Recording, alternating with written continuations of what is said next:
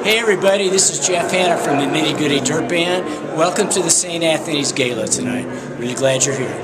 Hi, I'm Becky Morris. I'm one of the honorary co-chairs for the Gala event this evening. Thank you for coming. Hi, I'm Dr. Paula Denon. I'm one of the physician co-chairs for the Gala for St. Anthony's, and I'd like to welcome you here tonight. Hi, I'm Dr. Mike Rucko, co-chair of tonight's Gala, and welcome to the St. Anthony Gala. Hi, I'm Jeff Brickman. I'm President and CEO for St. Anthony Hospital in Lakewood. Welcome to this year's Gala. A hospital that continues the pioneering tradition of our founding sisters, who moved west to take care of people who needed it, when they needed it, and where they needed it.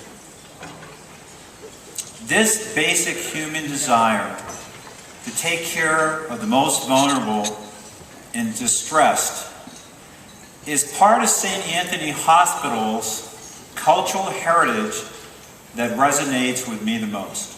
And let me tell you why.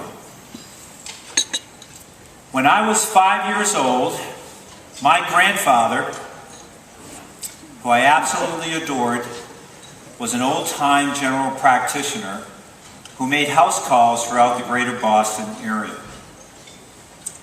And when it was time to visit his patients, he would let me carry his big black bag, and we would jump into his car, a Buick Electra 225.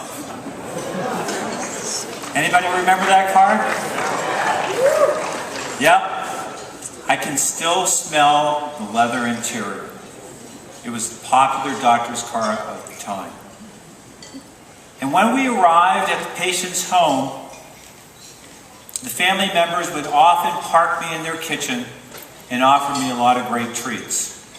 And my grandfather would tend to the needs of his patients in a private part of their home. On days that he saw patients in his office on the first floor of his home, we would walk through a crowded waiting room. Many of those waiting were newly arrived immigrants or first-generation Americans. He never turned anyone away, regardless of their ability or how they were able to pay. It didn't matter. I'm Shelley Thompson, Chief Development Officer at St. Anthony Health Foundation. And the truth is, you've always been our partners. Together, we built a new hospital 5 years ago that has become one of the busiest and the best at saving lives in Colorado. Together, we built Flight for Life into a national model for how you deliver aid to the sickest and most injured when minutes truly matter. And together, we will write the next chapter in our history as we put the health back into healthcare. Great. Thank you all for coming and taking part in this great event.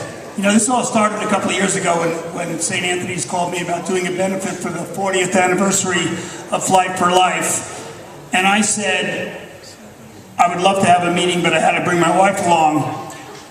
When my wife came by, they didn't realize it, but in 1979, when she was a freshman at Denver University, she was in a head-on collision on 285 in Colorado with a broken neck, and Flight for Life saved her life. She was in the old St. Anthony's for 3 months and recovered, so we were going to do anything for this hospital.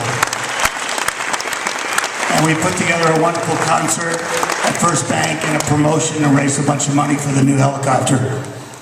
When they asked me this year to help put some talent together, there was nobody I could think of but these guys.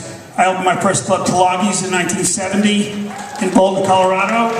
And the fifth band that played for me were a bunch of young hippies from California called the Nitty Gritty Dirt Band. They became my best friends in the business. They played for me for 5 decades and managed them for 25 years. They've had countless gold records, countless #1 records, CMA Album of the Year. It just goes on and on. Spent most of their life now living in Colorado, in Evergreen, and in Denver, and in Aspen. and they've just been such a great part of our tradition in Colorado. So it warms my heart tremendously to welcome my friends, the Nitty Gritty Dirt Band.